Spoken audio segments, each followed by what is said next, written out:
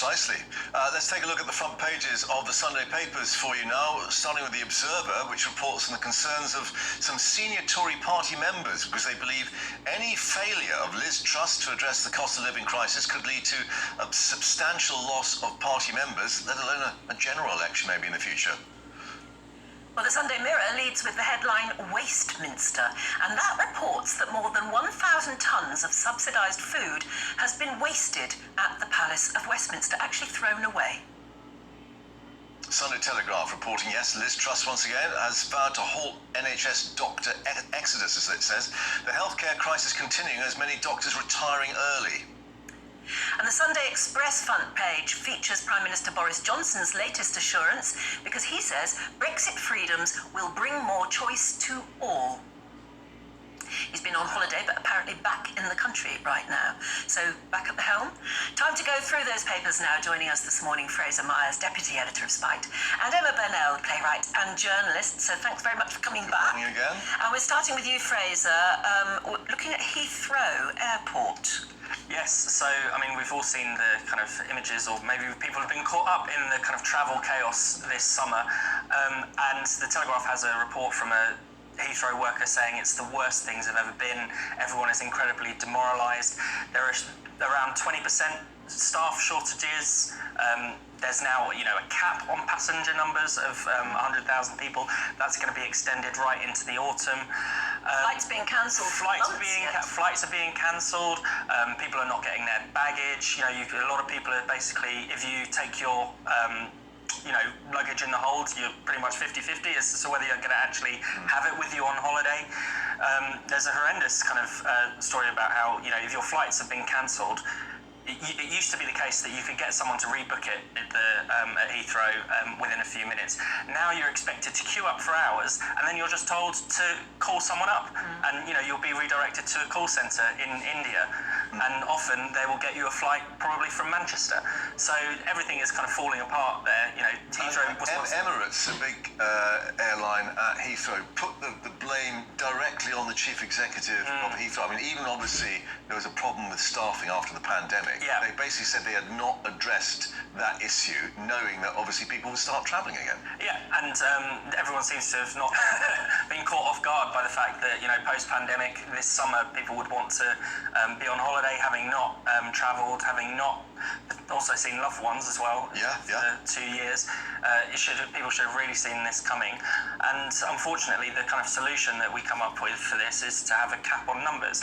It seems to be the same in kind of every area. We say, well, if too many people in seeing their GP, then maybe less people should see their GP. Yes, but this is interesting because it's Heathrow particularly that is being targeted here, and because there are other airports where things are going smoothly. So you have to say, is it Heathrow's fault? It does seem to be, but Heathrow has always been run right at capacity, and for years and years, they had managed to do that efficiently. Now things have just completely broken down. Exactly. The smallest problem and everything falls apart. Now we're seeing the result of that, and that also has to do with the fact that, for God knows how many years this third runway has been put off. I think it was first proposed, decades ago.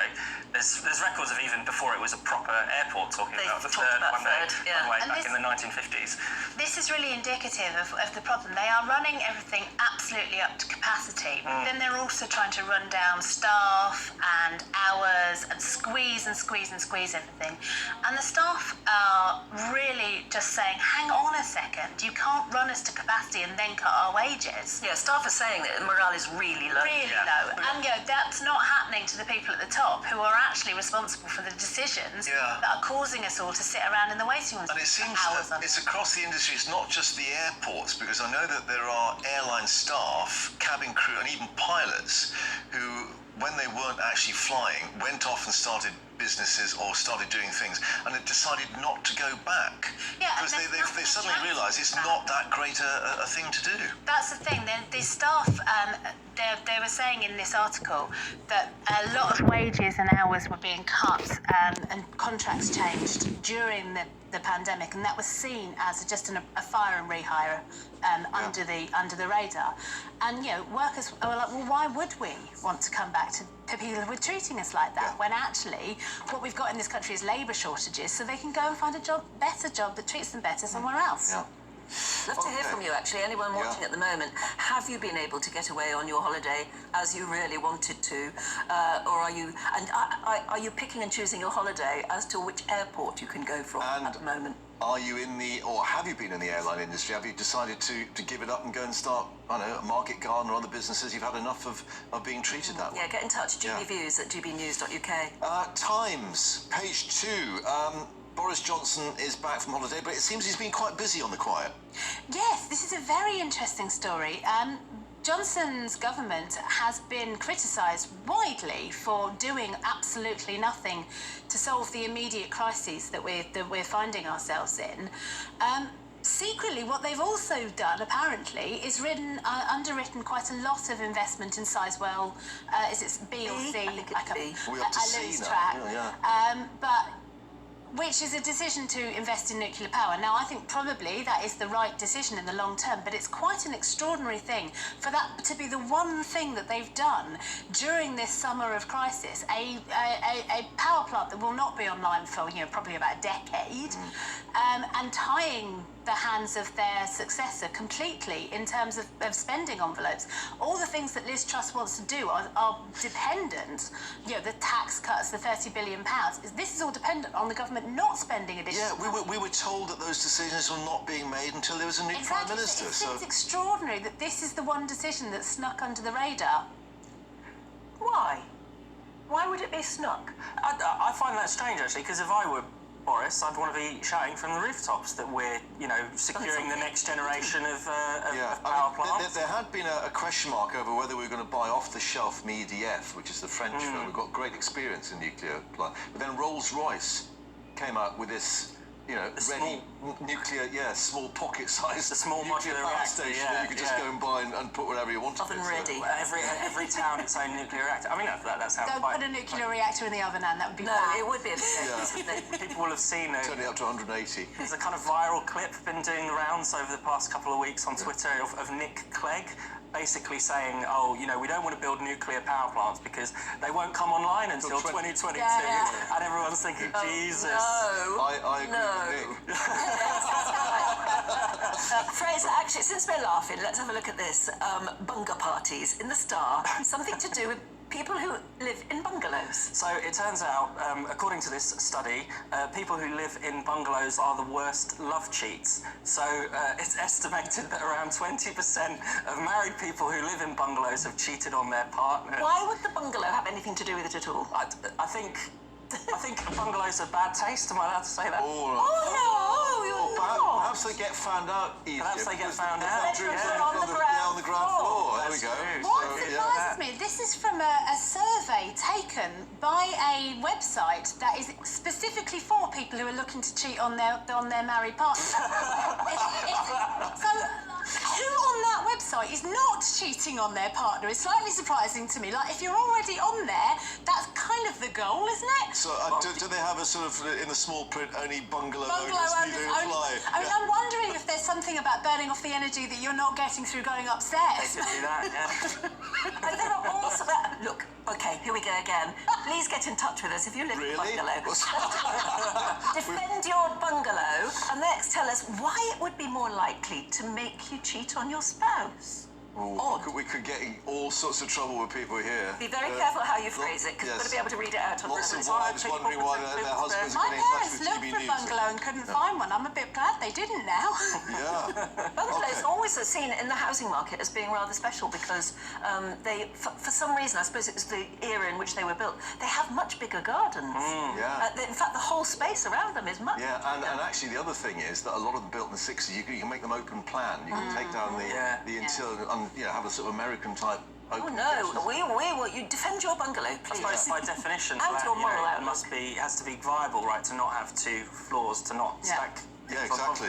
Yes. Okay, sewage on sea in the Observer, and in fact we've been reporting on that down at Gosport in Portsmouth this morning, and across East Sussex as well. It's just terrible, isn't it? It's disgusting. And what the Observer story is quite extraordinary is that one in of the 9 water companies, 5 of their bosses sit on other people's committees and getting paid an absolute fortune to sit on other organisations' remuneration committees and boards. And it's like, guys, you've got a big enough job that you're not doing very well. Please stick to that. Yeah. But it also perhaps questions that people think they've got expertise as a result of that to run these other. I mean, there's no competition in a water company. It's not as if you're trying to run a commercial business and therefore you've got great business acumen. Everybody needs water. Yeah, and it's just there. So basically, you make a mess of it, which they are. They're running a monopoly badly, Yeah, and exactly. then they're going off going, hey, I've got these great skills. Let me go and tell you at £100,000 a time how much you should be paying your low-paid staff. Please give me a break. Yeah. Fraser, tell us about what you have to go back a bit to remember that President Trump, when he was president, alleged that he was being bugged by GCHQ. President Trump, or Trump's spokespeople, I should say, essentially alleged that Barack Obama, via our security services, was bugging him during the 2016 elections. And the story that's come out now is that this actually, behind the scenes, created a massive kind of rift within the security services. This was Theresa May as well. This was under the Theresa May government, and Theresa May. Theresa May's memoirs. Yes. I didn't know she'd was writing them. It's a book about the intelligence services that she's contributed to. Oh, right. Okay. She hasn't actually written memoirs yet. Not yet, although I'm sure. Oh, I'm sure she's she'll be biding her time. Waiting her moment. But she is basically saying that these claims did the special relationship between Britain and America absolutely no good at all. Essentially, because Trump was so unpredictable. Essentially, and even behind the scenes, there were fears that even intelligence sharing, which is kind of the bedrock of the special relationship, could possibly break down. Because if you think that the British spy agency is untrustworthy, if Trump thinks that we're untrustworthy. And now we've got the issue, of course, of Mar-a-Lago being raided. Yeah. Exactly. The FBI is looking for documents we think related to defence. So, if Trump is going to become more paranoid, you can kind of understand why after this kind of Mar-a-Lago raid. That Mar-a-Lago raid was absolutely amazing, wasn't it? It's extraordinary. It is absolutely extraordinary. And it's hard to know what to make of it because we don't know the reasoning behind it. We don't know what the files were that. Well, we know that some of them were nuclear secrets. Yeah, That's exactly. come out since, and it is extraordinary, but not, I think, for the reasons that Trump supporters might claim. It's extraordinary to have a former president who has put himself into this position. But do you remember, before he left, there was the story about the White House plumbers who were trying to unblock the mains drains in the White House. So many documents had been shoved down the loop, been ripped up. And it blocked all the mains in the White House. And in what year was that? At the end of... At the end of the presidency. At the end of his before presidency, he popped off. I mean, the Trump presidency was extraordinary. And the most extraordinary thing is that he is the absolute front runner to be running again for the Republicans. I was going to say, presidency could happen. Liz Cheney's sort of imploded, hasn't she? And The raid is definitely, more or less, if anything was going to prompt him to run, this FBI raid is probably it. Yeah. Right. Should we fly the flag for Joan Collins, who used to do British Airways adverts? Do you remember? Oh, do you she remember? did. And the other one was with Leonard Ross. Campari. With the reclining seat. Absolutely. That's right. She was always on an aeroplane being spilled on. Yes. But what's she saying, basically? Joan Collins is being wonderful at 90. She says that your age is nothing but a number. You're as old as you feel, and she feels 40, which is younger than me. And she looks it. She looks wonderful. She looks fabulous. This is the south of France where she's got a place, isn't it? And I grew up watching Dynasty. I was allowed to stay in at break, on a rainy break day, to watch Dynasty.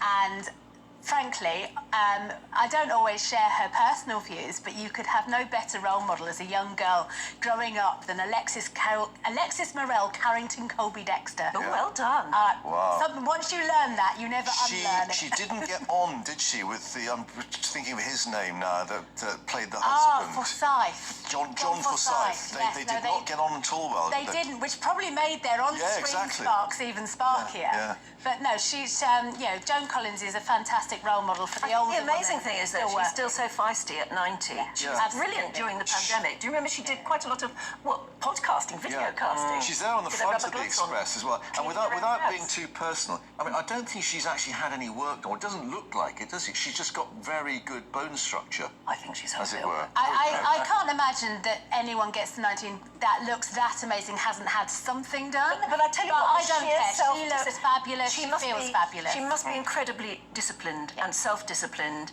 to still look that good at this age, whether absolutely. she's had work done or not. She says Absolutely. she feels like she's 40 as well. Which That's amazing, which is younger than her younger husband. Yeah. No, let's get too personal. Still thinks Thank it's you. tremendously rude to ask a woman her age or even discuss it. It is, really. Yeah. We shouldn't be discussing it, Joe. Well, God anyway, bless you. yes. Thank you so much indeed for Thank reviewing our you. papers today. Have a lovely, happy Sunday.